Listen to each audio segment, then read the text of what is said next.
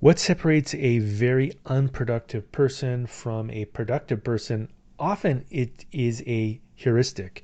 And here are a few things that I've seen that can be very effective is to look at these productivity techniques. So first up, we have time boxing here. The idea here is that you divide a task into a 4 hour chunk. Typically that's a good duration. And you can think about a typical work week. So you have 5 days in the work week and you have 8 hours. So that means you can do at most two things that are important in terms of software engineering each week. So that means that 2 times 5, that's 10 things. You shouldn't be putting things outside of those 10 things. You're really setting yourself up for failure. Even potentially you would schedule 8 things. But the idea here is that you make sure that you box things up into these chunks so you can deliver things every single day. Another one is task breakdown. So a lot of times when you're dealing with a task, it's easy to say, oh yeah, I'm just going to work on this thing for the next few weeks or next few months. And that's a recipe for being unproductive because you haven't broken it down. You don't know what it is that you're working on yet. And it's a classic example of how to not get something done is to have it ill-defined. Instead, if you break it down to a 4 hour chunk, then you can put it into a time box and you can say, for example, these are the 2 things I'm going to do this day. Another one that's again related to these other two is task simplification.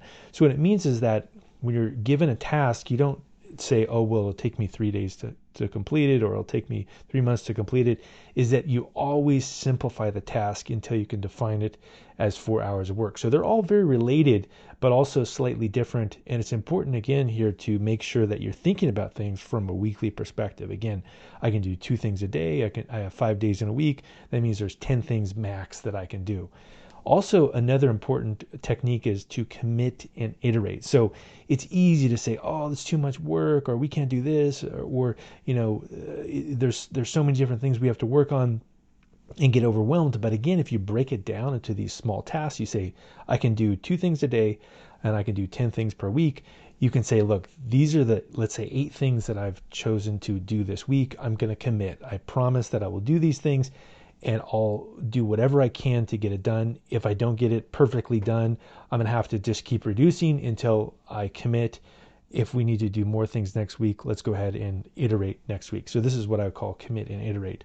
Another one is this concept of deep reflective work. So if you want to find, let's say, somebody that is not very productive at work, a pretty easy thing to look into is, are they doing reflective work? Are they doing deep work? So are they involved in lots of meetings? They're engaging in lots of chat messages or emails. It's impossible to do deep reflective work if you're constantly being bombarded with different things that are happening at work. And so this is really a productivity technique as well. Again, if you go back to the week, you say, I got to do 2 things every day. I got to do 8 to 10 things each week. You're going to have to focus for that period of time. I would say even a good place to start if you're dealing with coaching somebody that's unproductive is to say, look, just do 1 4-hour task a day. That's it. And in order to do that, though, you can't be doing chatting. You can't be attending meetings. You can't be, distracted with social media. You need to actually get involved with deep reflective work. Now, another technique that's also kind of a subtle one that works a little bit better if you're working from home is something I call walk it out. And what it means is that you schedule, again, these 4-hour blocks where the first task that you're working on, you start to complete it. Maybe when you're done with it, you say, okay, now let's go ahead and reset my brain. Let's walk it out.